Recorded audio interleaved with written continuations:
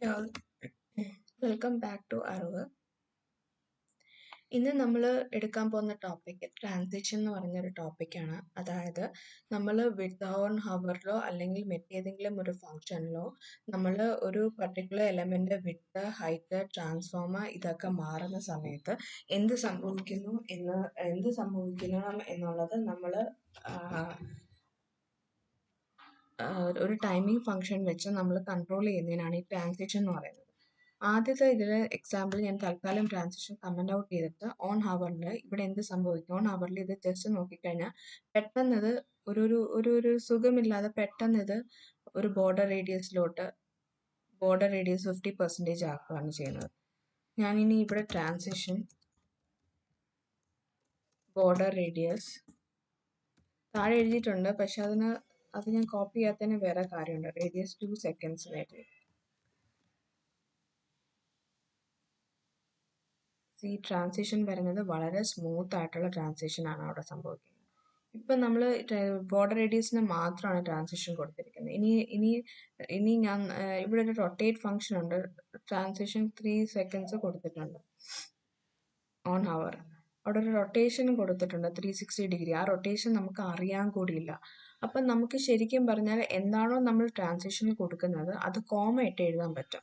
അതാണ് നമ്മുടെ ഈ താഴത്തെ എക്സാമ്പിളിൽ ഞാൻ കൊടുത്തിരിക്കുന്നത്. അപ്പം ഞാൻ താഴത്തെ ആ ട്രാൻസിഷൻ അൺകമന്റ് ചെയ്ത് നോക്കുകയാണ്. ഇനി ആ ഡിഫറൻസ് കണ്ടുപോകണം. നമുക്ക് ആ ഫുൾ ട്രാൻസ്ഫോർമേഷൻ അതിൻ്റെ ഹൈറ്റ് കൂടുന്നത് സൂക്ഷിച്ച് നോക്കിക്കഴിഞ്ഞാൽ അതിൻ്റെ ഹൈറ്റ് കൂടുന്നതും കുറയുന്ന ട്രാൻസ്ഫോർമേഷനും അതുപോലെ തന്നെ ഇത് റൊട്ടേറ്റ് ചെയ്യുന്നതും എല്ലാം നമുക്ക് അറിയാൻ പറ്റും. ആ ട്രാൻസ്ഫോർമേഷൻ 360 റൊട്ടേറ്റ് ചെയ്തിട്ട് ഇവിടെ നിൽക്കുന്നത് നമുക്ക് അറിയാൻ പറ്റുന്നുണ്ട്. കണ്ടോ? ഇതാണ് സിമ്പിൾ ആയിട്ടുള്ള ട്രാൻസ്ഫോർമേഷൻ ഫംഗ്ഷൻ. ആദ്യം നമ്മൾ കൊടുക്കുന്നത് ബോർഡർ റേഡിയസ്, ഏത് പ്രോപ്പർട്ടിക്കാണ് നമ്മൾ ഈ ട്രാൻസിഷൻ അപ്ലൈ ചെയ്യുന്നത്, എത്ര സെക്കൻഡ് കൊണ്ട് വേണം ഈ ട്രാൻസിഷൻ അപ്ലൈ ആയി വരാനായിട്ട്, എത്ര സെക്കൻഡ് കൊണ്ട് നമ്മൾ ഈ ബോർഡർ റേഡിയസ് 50% എന്നുള്ളത് എത്ര സെക്കൻഡ് കൊണ്ട് സ്ക്രീനിൽ കാണിക്കും, എത്ര സെക്കൻഡ് കൊണ്ട് 50% ആവണം, എത്ര സെക്കൻഡ് കൊണ്ട് വിഡ്ത്ത് 40 പിക്സലിൽ നിന്ന് 60 പിക്സൽ ആകണം, എത്ര സെക്കൻഡ് കൊണ്ട് നമ്മൾ റൊട്ടേറ്റ് ചെയ്ത് 360 റൊട്ടേറ്റ് ചെയ്യണം എന്നുള്ളതാണ്. 360 റൊട്ടേറ്റ് ചെയ്തേക്കാൻ കൊടുക്കുന്നത് 3 seconds ആണ് കൊടുത്തിരിക്കുന്നത്. അപ്പം അത് അത്രയാണ്.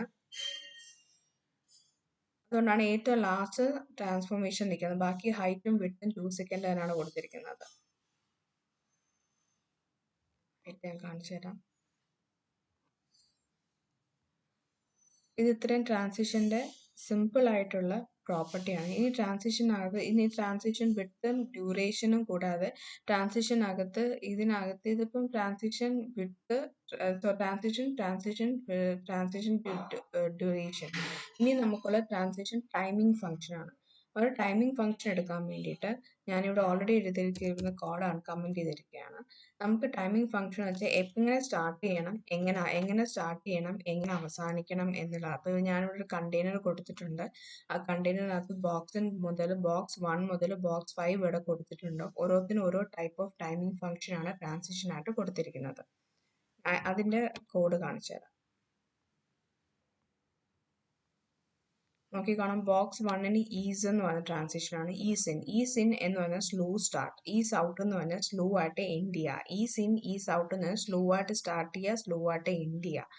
ലീനിയർ എന്ന് പറഞ്ഞാൽ ആദ്യം മുതൽ അവസാനം വരെ ഒരേ സ്പീഡിൽ തന്നെ നിൽക്കുക. ക്യൂബിക് വിസൽ ഫംഗ്ഷൻ എന്ന് പറയുന്നത് ശരിക്കും വേറൊരു ഇന്റർമീഡിയറ്റ് വാല്യൂസ് വെച്ച് ട്രാൻസിഷൻ കാൽക്കുലേറ്റ് ചെയ്യുന്നതാണ്. അത് നമ്മൾ വേറൊരു സെഷനിൽ എടുക്കുന്നതായിരിക്കും. ജസ്റ്റ് ഒരു എക്സാമ്പിൾ ഇവിടെ ഇട്ടതാണെന്നുള്ളൂ. ഞാൻ ഹവർ ചെയ്യുമ്പോൾ കണ്ടോണം.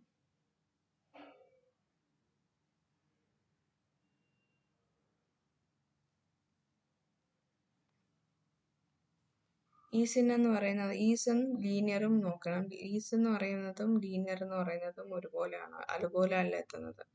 ആദ്യം എത്തുന്നത് ഈസാണ്, രണ്ടാമത് എത്തുന്നത് ലീനിയർ ആണ്, മൂന്നാമത് സ്ലോ സ്റ്റാർട്ട്.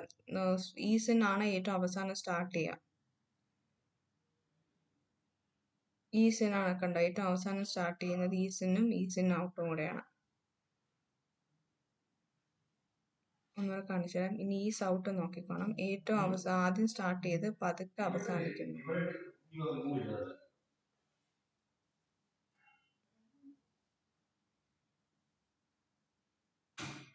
ഇനിയുള്ള ട്രാൻസിഷൻ ഡിലേ ആണ്. ലീനിയർ ഏറ്റവും ആദ്യം അവസാനിച്ച് ഏറ്റവും ആദ്യം അവസാനിക്കുന്നതാണ് ലീനിയർ. ഇതിനൊരു ട്രാൻസിഷൻ ഡിലേ കൊടുക്കാം നമുക്ക്.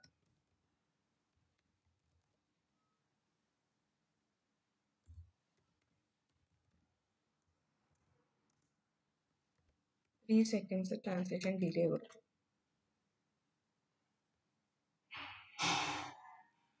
നോക്കിക്കോണം, 3 സെക്കൻഡ് ഡിലേ ആയിട്ടാണ് ട്രാൻസിഷൻ എടുക്കുന്നത്.